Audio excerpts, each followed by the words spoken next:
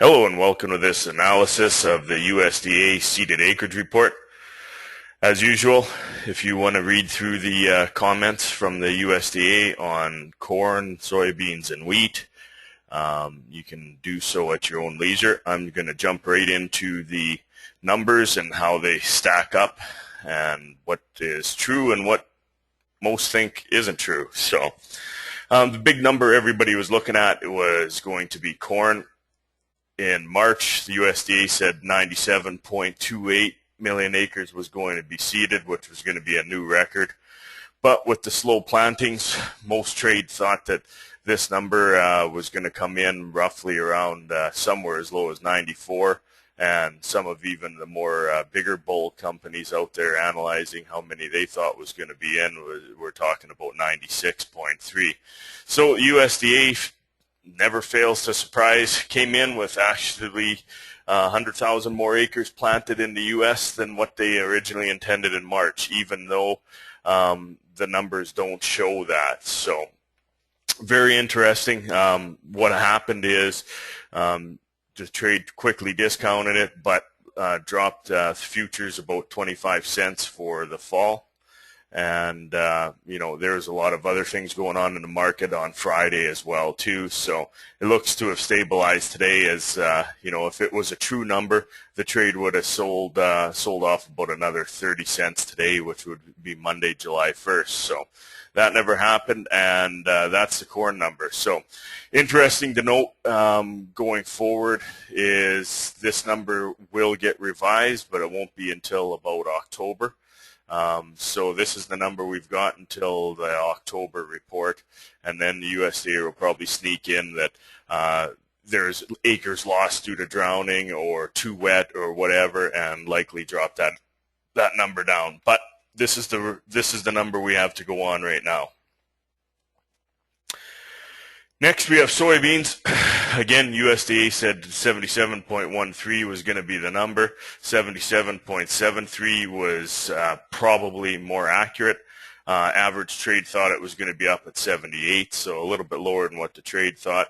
But again, what we're looking at is, this number probably is true. Biggest thing is what condition and how late did those beans get in. And if corn was up, beans were up, and then they say wheat was up, we'll get into wheat in a second, where did all these acres come from? Because with it being so wet to plant, at least in Canada, we showed we lost some acres. But nonetheless, in the States, they miraculously didn't lose any acres at all. So getting into the wheat number, like I said, what we saw wheat come in at was total wheat 56.53, 56.44 is what they said in the March report. But very interesting to note is hard red spring wheat, which would be our CWRS, was actually minus 400,000 acres. Durum took a big hit, especially in North Dakota, as they couldn't get the crop in. So that was minus 200,000 acres. And then we see sorghum, which is growing down there, as you see, is basically just a feed wheat, feed supplement. That was down 400,000 acres. So where did all these acres come from? Well, miraculously, that the USDA took until a June report to tell us how much acres were planted in September of 12 of winter wheat. So again, this is just one of those reports with the USDA that it's tough to get a grasp on what they're doing, but they're just setting the table basically for what's to come further on down the pike here, and what we're going to be looking at when the weather markets go, because again, this crop is very late. I'll just get into that on my last slide here as to why it's very late and how we know it's very late as well too. So along with the acreage report, we had quarterly stocks come out, and this is for the third quarter for corn. And what we saw corn come in at is 2.7. Basically, we are just above what the low side of the trade was at thought. So from March the 1st to June the 1st, we used a huge number of corn down in the States, just about half of their corn up. And weekly exports show that probably, if you even look at last year, we're 400 million bushels less than what we are from last year's number. But what this is showing is why the market is so inverted. Corn is trading at $6.75 if you wanted to deliver today with a positive basis, just like our canola. You can get upwards of $7.10 a bushel, and yet for fall you can only get about $5, $4.90 once you take your basis off. So that's the situation on the tight corn stocks. Nothing there has changed. Soybeans are even tighter, but likely we won't see just how tight they are. Interesting, DTN, Darren Newsom, figures this number is going to be around 20 when it's all said and done through the summer here.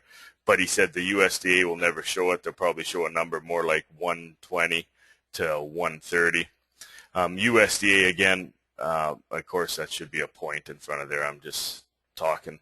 But basically, the USDA has never dropped this number below 100, and I don't think they'll start to do it this year either. So getting into the wheat number, strong export sales they've decreased their stocks from last year, even though it was a pretty good crop. It was actually even below what the trade estimates were, and this is a good time to get into what I'm talking about. And when we're talking about the stock situation, if you go to the website and click on weekly export sales, you'll see here we've moved over on wheat to a new year, but not on soybeans and corn. So if you look at soybeans, I mean, we've been over 100% sold out of all of last year's stocks. So now we're tying into what their carryout was supposedly last year. And it just continues to go up.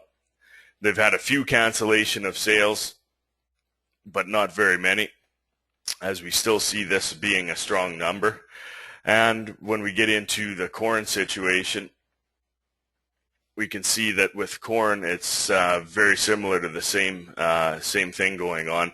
And you got to remember, U.S. new crop corn isn't going to come off till October.